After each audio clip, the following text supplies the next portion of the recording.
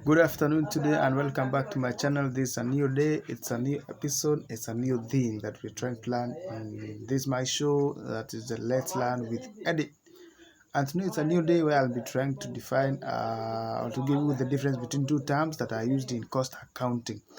These two terms are the cost used in costing, or rather these are the absorption costing and the marginal costing. Well, today I'll give you the difference between marginal costing and absorption costing. This is the simplest ever definition of the difference between these two terms that are used in cost accounting in an organization or preparing the financial statements of an organization. So first I will start you by explaining what we call the absorption costing. Well, in absorption costing, all the costs that are involved in the production process of products are absorbed into the production process, and thus the operating statements that are prepared do not show the distinguished rather the separate costs, that is the fixed cost and the variable costs, because there are two types of costs that are involved in the production process. We have the fixed cost and the variable costs.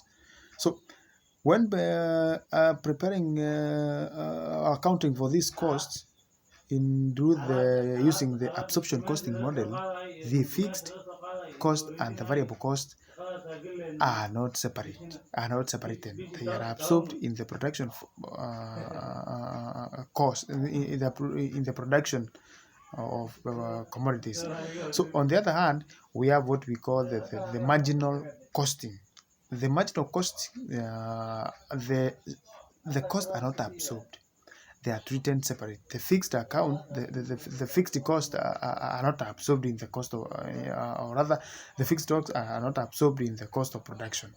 They are treated as period costs, and they are written off at the end of the period cost, and in the preparation of the cost, profit, and loss account. So in or rather in management, not management, but or rather in marginal costing, the fixed cost and variable cost are treated as period cost, and they are shown in the costing, profit, and loss account in the financial statement of an organization.